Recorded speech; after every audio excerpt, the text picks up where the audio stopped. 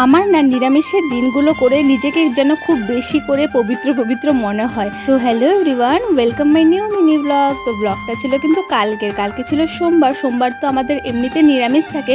আবার চলছে শ্রাবণ মাস, তো শ্রাবণ মাসের প্রত্যেক সোমবার কিন্তু আমরা এরকম জল ঢালছি। আমি না, বাড়ির সবাই কিন্তু জল ঢালছে, এক এক সময় এক একজন এসে ঢালছে। তো এখন কিন্তু সকাল সকাল স্নান সেরে চলে এসেছি জল ঢালতে, আর আমার সাথে কিন্তু চলে এসেছে অভিক আর আমার ভাগ্নি। আচ্ছা, সকাল সকাল বলছি তাই বলে ভেবো না যে একদম সকাল কিন্তু ছিল না। অ্যাকচুয়ালি সকালে ঘুম থেকে উঠে সকালে যেটুকু আমার কাজ ছিল করে টোরে দোকানে গিয়েছিলাম।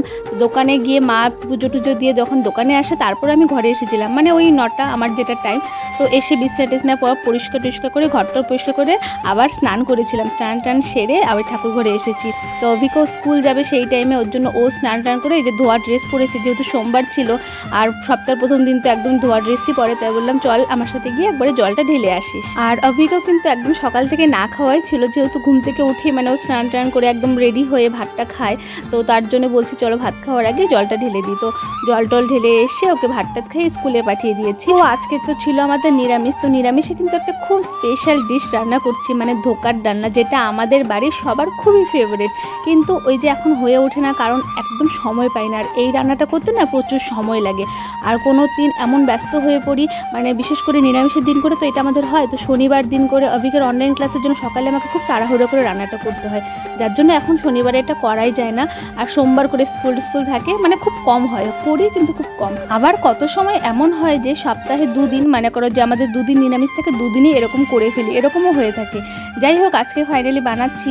তো ছোলার ডালটা আগের দিন রাত্রে ভিজিয়ে রেখেছিলাম, আর ননদ সকাল সকাল কিন্তু এটা আমাকে বেটে দিয়েছিল, আর একদম পাটায় বেটে দিয়েছিল, যেন বাটাটা কিন্তু খুব সুন্দর হয়েছে। মিক্সিতে হয় কিন্তু মিক্সির থেকে না পাটায় বাটলে খুব ভালো হয়। যাই হোক, দেখো আমার ধোকাগুলো কিন্তু একদম রেডি হয়ে গেছে বানানো।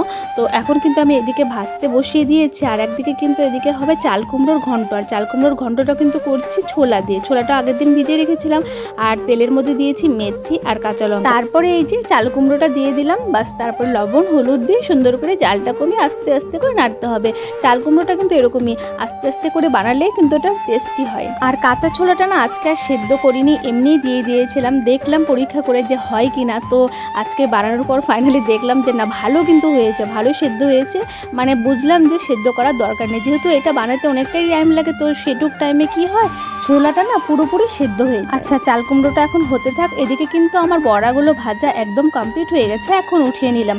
জানো তো, আমার বর বাড়িতে থাকলে এই বড়াগুলো যখন ভেজে রাখি না, তখন ও একটা দুটো এমনিই খেয়ে নেয়। আর সেম হয়েছে অভিকও, ও যখন বাড়িতে থাকে যদি দেখি এরকম বড়া ভাজছি না, ও একটা দুটো কিন্তু এমনিই খেয়ে নেয়। কিন্তু আজকে না, দুজনের মধ্যে একজনও বাড়িতে নেই।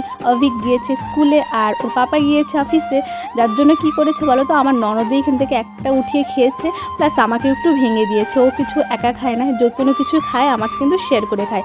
আমিও সেম, আমিও কিছু খেলে ওকে না দিয়ে আমি খাই। যাই হোক, দেখো বড়াগুলো তুলে নিয়ে কিন্তু এদিকে জিরা তেজপাতা ফোড়নে দিয়ে আলুগুলো দিয়ে ভালো করে ভেজে নিয়ে এই যে মশলাগুলো দিয়ে এখন খুব ভালো করে কষাবো। চলো তাহলে এটা কষা হতে থাক। ওদিকে কিন্তু আমার চাল কুমড়োর ঘন্টটা একদম রেডি হয়ে গেছে। লাস্টে কিন্তু দিয়ে দিলাম চিনিটা দিয়েছিলাম 2 চামচ, কারণ একটু মিষ্টি হলে ভালো লাগে।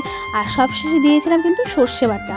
আচ্ছা, তোমরা কে কে এই রেসিপিটা খেয়েছো আমাকে অবশ্যই কমেন্ট করে জানিও। আর যদি কেউ না খেয়ে থাকো তাহলে অবশ্যই কিন্তু একবার ট্রাই করো, খুব ভালো লাগে খেতে। এইদিকে দেখো আমার মশলাটা কষা কিন্তু একদম হয়ে গেছে। এখন পরিমাণ মতো জল দিয়ে দেবো, আর জলটা কিন্তু একটু বেশি দিতে হয়, যেহেতু বড়াগুলো জলটা টেনে নেয় না, মানে তখন ঝোলটা একদম শুকিয়ে যায়, তার জন্য মাপের থেকে একটু বেশি জলটা দিতে হয়।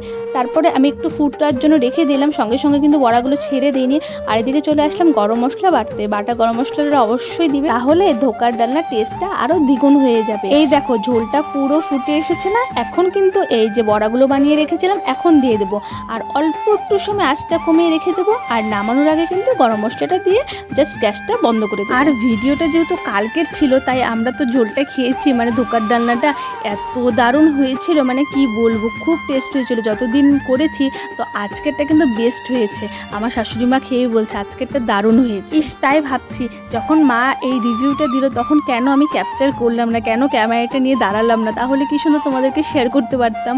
আর আজকে না সব শেষে কিন্তু ডালটা সোমবার দিয়েছি। চলো আজকের ভিডিওটা এখানে শেষ করছি, দেখা হচ্ছে আবার নেক্সট ভিডিওতে। ওকে, বাই।